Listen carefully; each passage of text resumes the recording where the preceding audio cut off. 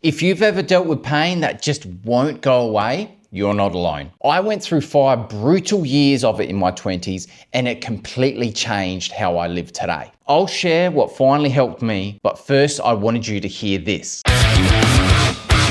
Hey mate, my name's Adam and I help you return to the gym and stay there. Look, let's be real. If something hurts every time you do it, maybe it's time for you to try something different. We all know this, right? If you keep doing something that causes you pain, you're just going to experience more of it. It's like repeatedly hitting your head against a wall and expecting a different outcome, the definition of insanity. Instead, focus on movements, positions, and activities that are kind to your body. I know it might feel limiting, but your body is just trying to tell you something. If walking causes you less pain than running, walk more and run less. If standing is better than sitting, stand more and sit less. If squats feels better than deadlifts, do more squats and less deadlifting. Look, it sounds simple, but this can be a significant game changer to your life. Now, a lot of you are probably thinking, but Adam, how can I avoid these painful things if they're part of my job or I have kids or other commitments? I just can't change it or get a break.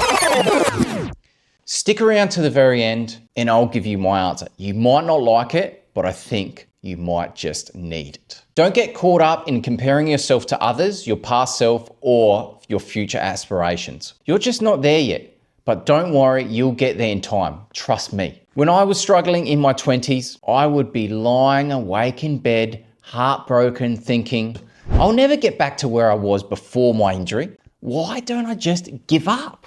I bet you're doing the same thing, comparing yourself to those without injuries and wondering what life would be like without your problems. This is a guaranteed recipe for depression, anger, and disappointment. It could ruin a good day in seconds. So, how do you break this cycle? Every morning, I'd wake up, grab this little rock on my bedside table, reflect on its meaning, and then write down 3 things I was grateful for each day. Some days with a sore shoulder, I'd write, I'm grateful I have a shoulder that works. Other days with a painful thumb, I'd say, I'm grateful to have thumbs. Yeah, thumbs. And sometimes it was for the simpler things in life, like living by the beach, blue skies, and being on planet Earth. Sounds pretty stupid, right? But would you want to live on Mars with no blue skies or beaches instead? I don't think so. Don't tell Elon I told you that. This practice will help you to realize you have everything you truly need and that you are exactly where you need to be right now, which means you can work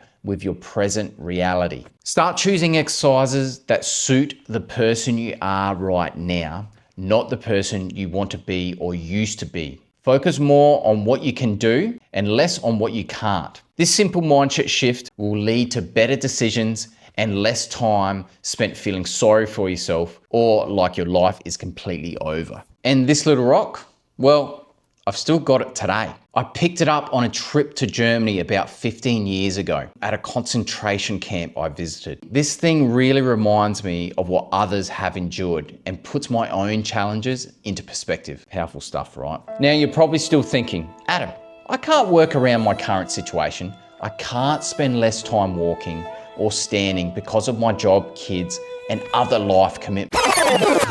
Well, to be honest, you don't have to do anything that I say in this video. But see how that goes. If you keep putting it off, I bet you'll have the same excuses in 5 years' time, with more pain, and it will be even harder to make changes by then. Take ownership and figure this thing out. It'll be worth it. You've got options, even if they're not ideal ones. So what now? Look, I'll be the first one to admit, I had times where I thought I'd never get to where I am right now. The truth was, I was just scared of putting in the effort and people laughing at me of trying and failing. But here's the thing, no one ever laughed at me or even cared whether I succeeded or failed. Sure, if things worked out in my favor, great. But if they didn't, I was happy that I just tried hard enough. I was just proud of giving it my best shot. So you should too. Don't make the mistake of making zero pain the main thing. There is way more to life than just that. You might believe everything will magically improve when your pain disappears. You might think, if I could just get rid of this one thing, my life would finally start. And you're probably right.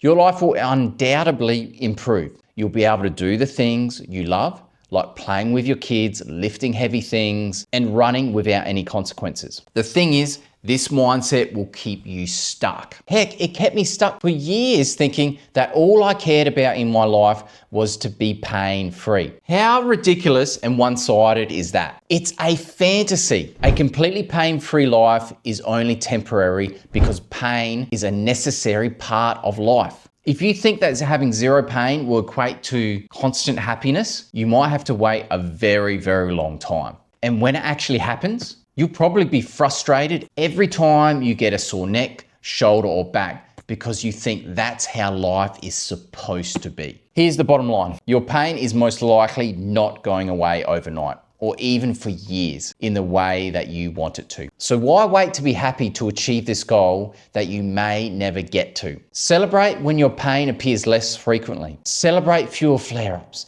Celebrate doing a new exercise that used to cause pain without any issues now. That's the good stuff. These are all stepping stones and moments to appreciate the progress. It will keep you motivated to reach the next milestone and then the next one. Before you know it, you'll be further along than you ever imagined. And you'll likely have another challenge to overcome. That's just life. Now, these are only just a few lessons I learned from my battle with chronic pain in my 20s. If you want to hear more about what worked and what didn't, and what I wish I knew sooner, click on the next one and I'll be there waiting for you.